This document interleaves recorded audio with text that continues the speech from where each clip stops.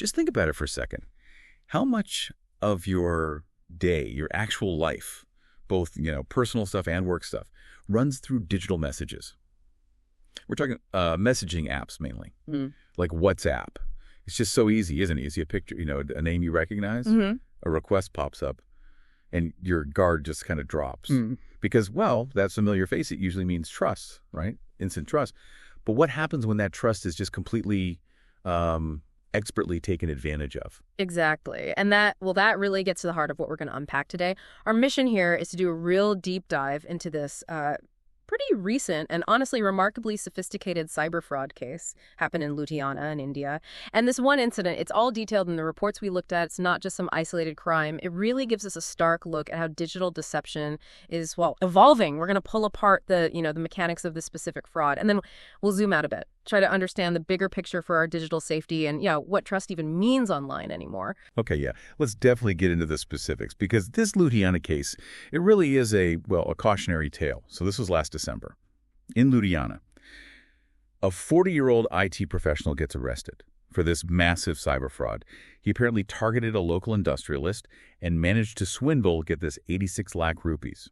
Now, just for context, especially for our international listeners, a lakh is 100,000. So 86 lakh rupees. That's a very significant amount of money. We're talking nearly $1 million US, maybe around 800,000 pounds or euros. It is a huge sum for just one incident. Yeah, it's staggering. And what's really fascinating here in a grim way is how simple yet effective the method was. The accused, right, this guy actually runs his own technology company. Wow. Yeah. And he impersonated a textile firm owner, a guy named Shrenik Jain, on WhatsApp. He used Jain's actual photograph, his real profile picture, so it looked completely legitimate. And this tactic, it's not about having a verified badge like a blue tick you might see elsewhere, but it mimics the trust, the sort of perceived authenticity that comes with verification. We sometimes call it blue tick impersonation in spirit, right? Because it plays on our mental shortcuts. Our brains, they're just wired to quickly trust familiar faces, especially in these low friction places like messaging apps. Okay, so the industrialist's accountant, Amit Salaria, he sees Jane's photo, assumes it's the real Shrenik Jain, and then what? What was the actual request? What was the hook? How did he convince him to transfer such a huge amount? Well, the fraudster, pretending to be Jane, convinced Salaria to transfer the money into an ICICI bank account. He claimed it was for some urgent new business investment. The urgency factor. Exactly. Classic tactic. So Salaria, believing it was totally genuine, he complied. 86 lakh rupees, transferred, just like that. The whole thing only came to light later when the real Shrenik Jain found out and realized what had happened. Wow. And tracing that money, that must be incredibly difficult, right? Given how fast it can just disappear in these schemes. How do the authorities even start to follow the trail here? Yeah, it's tough. Investigators, they immediately started tracing the initial transactions, and they quickly uncovered this network of what we call mule accounts. Mule accounts, right? Yeah. Heard of those. Yeah. These are often bank accounts belonging to people who might not even know what's going on, or sometimes people who've been, tricked or forced into letting their accounts be used for these illicit transfers.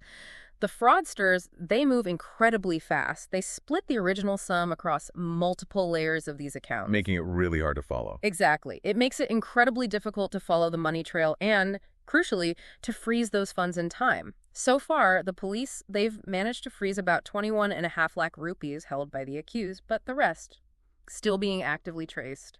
And they're interrogating him now, trying to get details on any accomplices. This sounds like, it feels like it could be part of something bigger. Is this just a one-off, or is Ludhiana seeing more of this kind of cyber fraud? You're absolutely right to ask that. When you connect the dots, Ludhiana has unfortunately really emerged as a major hotspot for cyber fraud.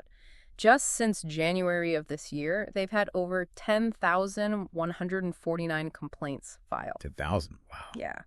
And that has led to victim losses totaling 100 crore rupees across the city. Again, for context, a crore is 10 million rupees. So 100 crore. That's $1 billion rupees. $1 billion rupees. It's an astronomical sum, over 12 million US dollars roughly. And out of that huge amount, only about 11 crore rupees have actually been recovered. It really underscores the scale of the problem and the immense challenge that law enforcement is facing. 100 crore rupees lost in less than a year in just one city. That scale is, it's truly sobering. It really highlights how urgent this is. What is it about Ludhiana specifically that might make it particularly vulnerable to these kinds of, well, sophisticated schemes? It seems to boil down to a few key things. First, the city has a pretty affluent business class, right? So naturally, that makes them attractive targets. More money to potentially steal. Makes sense. But it's not just the wealth. There's also a significant reliance on digital communication for both personal and business dealings, just like we talked about at the start.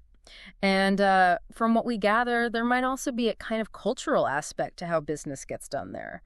Maybe, perhaps, a higher reliance on more informal networks, personal connections. Okay. And that kind of environment, well, it creates fertile ground for these sophisticated schemes, like the WhatsApp impersonation, where the fraudster just slides in and exploits that existing trust. That raises a really important question then. What makes it so incredibly hard for law enforcement to actually catch these guys and recover the money?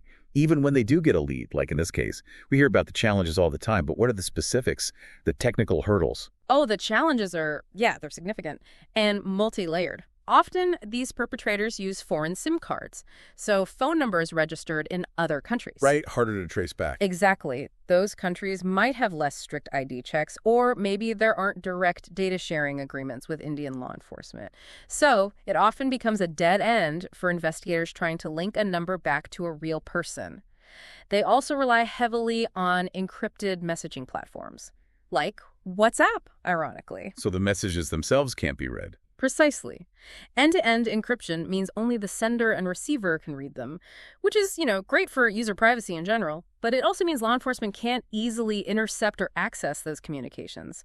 Makes collecting evidence incredibly difficult. And then, as we saw with the mule accounts, the money gets moved and split up so fast. Into this distributed network of accounts, it delays detection until the money is already scattered. Recovery becomes incredibly complex, almost impossible sometimes. It really is this constant cat and mouse game between the cybercriminals and law enforcement, and it's evolving all the time. So, okay, what does all this mean for you, listening to this, just trying to navigate your own digital life? What should be the biggest takeaway from a story like this one? I think it really means exercising extreme caution, probably more than ever before. Even when a request seems totally legit, appears to come from someone you trust, has that familiar face, that name, the need for some kind of independent verification, it's just never been greater. This dramatic rise in cybercrime and the Ludhiana situation shows it so vividly. It tells us that criminals are getting incredibly good, really adept at exploiting our digital habits, our routines, and, well, our innate trust. That verification step, yeah, it's clearly absolutely paramount now. It's sort of reminds me of that old phrase, trust but verify. But now you have to apply it to, well, almost every digital interaction, it feels like. So just to recap our deep dive here, we've looked at the cleverness of this blue tick impersonation tactic, using the Ludhiana case, how it really leverages our human tendency to just trust familiar faces online. We've seen the huge financial losses involved, 86 lakh rupees in that one case, and that staggering 100 crore figure across Ludhiana just this year. And we've touched on the very real challenges authorities face trying to recover funds and trace these perpetrators because of things like meal accounts, foreign SIMs, encrypted messaging. This deep dive, it really, really highlights how crucial it is to just be cautious, to verify information, even maybe especially when it looks like it's coming from a trusted source. Absolutely. And maybe this leaves us with a final provocative thought for you to ponder. In this world where our lives are just increasingly tangled up with digital communication, right? And where a familiar photo or a name can be faked so easily, how do we actually navigate the complexities of digital trust now? What is this constant back and forth, this cat and mouse game between the criminals and the cops? What does it imply about the future of our digital interactions? And maybe more importantly, what personal strategies can you start adopting right now to better safeguard your own information and, well, your finances in this landscape that just keeps changing?